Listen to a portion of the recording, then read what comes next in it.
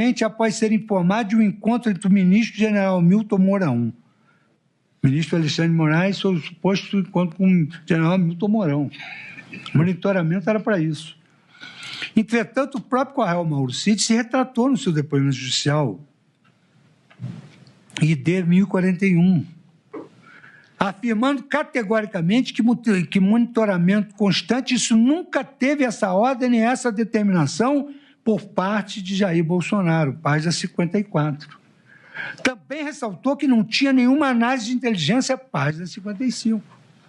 Desse modo, não se comprovou a efetiva participação do réu, Jair Bolsonaro, nesse particular, muito menos com o enquadramento do tipo penal do artigo 359-L do Código Penal. Passo na sequência as condutas envolvendo ataques ao sistema eleitoral, conforme a versão acusatória expõe. Afirma o parquê que Jair Bolsonaro planejou a propagação coordenada de ataques ao sistema eletrônico de votação e adotou uma narrativa subversiva e mobilizadora. Entretanto, conforme afirmei anteriormente, não se pode admitir que possam configurar a tentativa de abolição do Estado democrático de direito, de discurso ou entrevistas, ainda que contenham questionamentos quanto à regularidade do sistema de votação ou rudes acusações aos membros de outros poderes. A simples defesa da mudança do sistema de votação não pode ser considerada narrativa subversiva, conforme o fundamento que se adotou aqui na DI 5889. Está aqui nesse acórdão da DI, está aqui no Brasil, a despeito do sistema eletrônico de votação contar com várias checagens de segurança, ainda existir até o momento qualquer comprovação de fraude no cômputo dos votos, nem sempre a segurança da votação eletrônica é adequadamente apreciada. Portanto, a impressão do registro do voto não é um retrocesso, não é fonte de desconfiança no processo eleitoral, decorre de uma escolha dos representantes eleitos. Essa decisão, senhor presidente, me prejudicou muito a presidência do Tribunal Superior Eleitoral, que na última hora eu tive que correr para tentar comprar máquinas de voto impresso. Houve a licitação, posteriormente o plenário do Supremo mudou a decisão e houve um pleito de indenização por aqueles licitantes que tinham comprado as urnas com voto impresso. A matéria foi discutida, era tão controversa que foi discutida, enfim. Quando se sabe, eu fui o presidente da TSE, eu até era muito criticado, porque eu dizia que a urna eletrônica era igual uma torradeira. Botou na tomada, funciona, tirou, não funciona. Essa era a minha compreensão. Repito que o artigo 359-T do Código Penal estabelece não constituir crime contra o Estado Democrático de Direito a manifestação crítica aos poderes constitucionais. A rigor, a adequação típica ao artigo 359-L do mesmo diploma já estaria afastada em caso pela ausência de caráter violento das condutas. A lei exige violência. Daí porque considera ausente a tipicidade penal no que diz respeito à live de 29 de julho de 2021, a entrevista ao programa Pingos nos Is, de 4 de agosto de 2021, e as falas em reuniões institucionais de 5 de setembro de 2022 e 18 de setembro de 2022. Em outra passagem, Sua Excelência, o Procurador-Geral da República, afirma que a organização criminosa preparou em favor de Jair Messias Bolsonaro materiais falaciosos para divulgação pelo influenciador argentino Fernando Serimedo, que realizou uma transmissão ao vivo pela internet em 4/11/2022 com questionamentos ao sistema eletrônico de votação, algo que foi objeto de controvérsia judicial. A par da absoluta ausência de provas de vinculação do réu Jair Bolsonaro com esse influenciador argentino, as mesmas conclusões sobre a tipicidade da conduta se aplicam a esse ponto. Até porque, sequer hipoteticamente, uma live no exterior seria capaz de abolir o Estado Democrático de Direito no Brasil. Registro que a confiabilidade das urnas eletrônicas já foi ao longo dos anos. E sempre ocorreram questionamentos públicos inflamados por políticos de direita e de esquerda do sul ao nordeste do país, sem que com isso tenham se abalado as instituições democráticas brasileiras. Ao contrário, as instituições se legitimam e se fortalecem pelo livre debate público, enfrentando todos os argumentos falaciosos e demonstrando que o Brasil realiza eleições seguras. No outro ponto, a Procuradoria-Geral da República afirmou que o réu Jair Bolsonaro teria interferido no relatório elaborado pelo Ministério da Defesa no âmbito da Comissão de Transparência Eleitoral, pois desautorizara a divulgação do relatório de fiscalização elaborado pelo ministro da Defesa.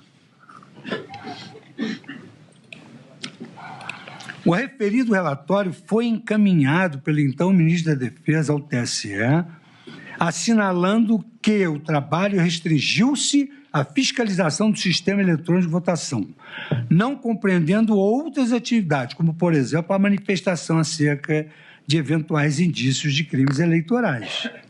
Posteriormente, em 10 de 11 de 2022, o ministro da Defesa divulgou nota oficial esclarecendo não ter sido descartada a possibilidade de fraude. A absoluta ausência de lesividade desse episódio, com relação ao bem jurídico tutelado pelo artigo 359 do Código Penal, é reconhecida pelo próprio Ministério Público, que diminuiu a sua importância ao afirmar em verbos. A ação, contudo, não foi exitosa. O grupo conseguiu apenas que a divulgação do documento fosse evasiva quanto à possibilidade de fraudes do processo eleitoral. Mas, ainda que se considerasse essa uma conduta capaz, e que não é, capaz de suprimir o Estado Democrático de Direito, bem como que se abstraísse a ausência de caráter violento, os elementos dos autos também indicam não ter havido o dolo de atentar contra as instituições. Em seu depoimento judicial, a testemunha Batista Júnior, que é o grande pilar da prova testemunhal, que não compareceu numa reunião e foi embora na outra, negou que o presidente da República houvesse interferido no relatório. Negou que o presidente da República houvesse interferido no relatório. Disse ele no depoimento: interferir no relatório eu desconheço. Isso está em linha com a versão apresentada pelo réu sobre o episódio. Qual foi? O que eu pedia sempre para o ministro da Defesa era fazer um relatório mais imparcial possível e que só colocasse ali o que não tivesse qualquer sombra de dúvida. Esse relatório saiu, se não me engano, dia 11 de novembro. Não tinha prazo para entregá-lo. Como a partir do momento que você não tem prova de nada, a gente acredita. E, da minha parte, vou continuar, enquanto for possível, buscando colaborar com o TSE, para que não haja qualquer dúvida, mas sem nenhuma intenção de afrontar o Poder Judiciário no caso.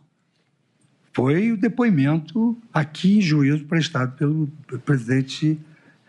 ex-presidente.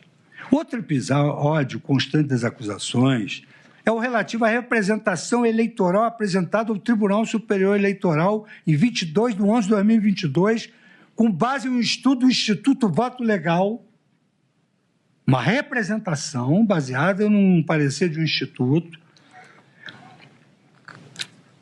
pedindo a invalidação dos votos decorrentes das urnas dos modelos UE 2009, UE 2010, UE 2011, UE 2013 e UE 2015. Sustenta a acusação que, apesar de alertar sobre as inconsistências do estudo do Instituto Voto Legal, o presidente ignorou os avisos técnicos e insistiu na alegação de fraude, protocolando o pedido judicial sabidamente inconsistente. O artigo 5º da Constituição prevê a garantia do acesso à justiça. O juiz julga procedente ou improcedente, acolhe ou desacolhe a representação. Mas, por imperativo lógico, é inegável que esta previsão de garantia do acesso à justiça decorre a impossibilidade de criminalizar, como atentado ao Estado Democrático de Direito, a mera apresentação de demanda ao judiciário, ainda que se conclua posteriormente pela sua improcedência. O processo é Hitchcockiano, não se sabe quem tem razão, só sabe quem tem razão no final. ainda que se conclua posteriormente pela sua improcedência. Como se sabe, não se trata da primeira vez que um candidato à presidência da República provoca o TSE contra a regularidade das eleições. Em 30 de outubro de 2014, aquela Corte Eleitoral foi instada pelo partido do candidato derrotado à realização de uma auditoria especial dos sistemas de votação.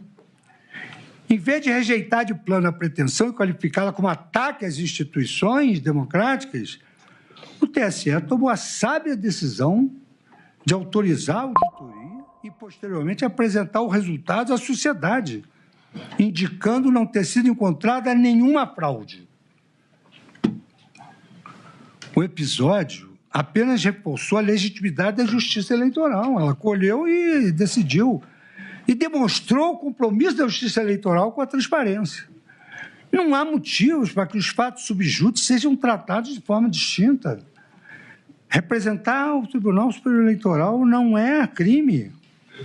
É a garantia de uma cláusula pétrea de acesso à justiça.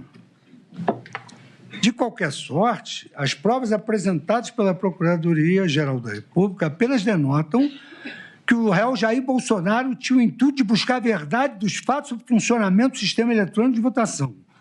Isso fica claro pelo depoimento, novamente, da notável testemunha Batista Júnior, que narra ter informado ao então presidente sobre erros técnicos do documento apresentado pelo Instituto Voto Legal, ao que o réu reagiu, ligando por telefone imediatamente para o representante legal desse instituto, a fim de que Batista Júnior pudesse explicar as inconsistências verificadas.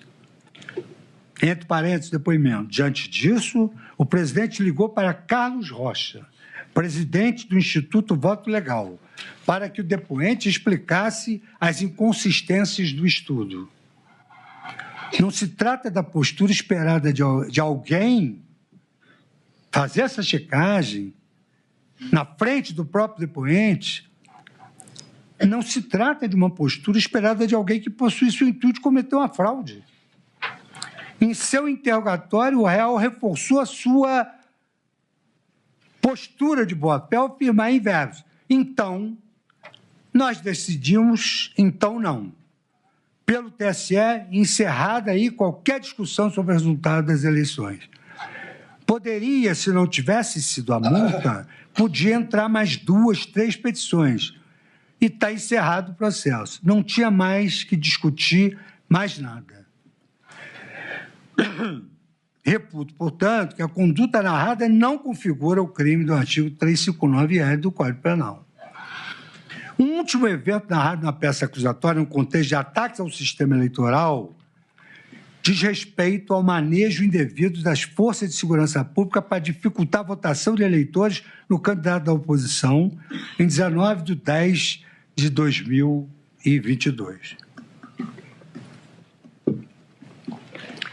Quanto a isso, o Ministério Público, em momento algum, apresentou provas da ciência ou da participação de Jair Bolsonaro nos fatos, limitando-se a narrar condutas atribuídas a Anderson Gustavo Torres, Silvinei Vasques, Marília Ferreira Alencar e Fernando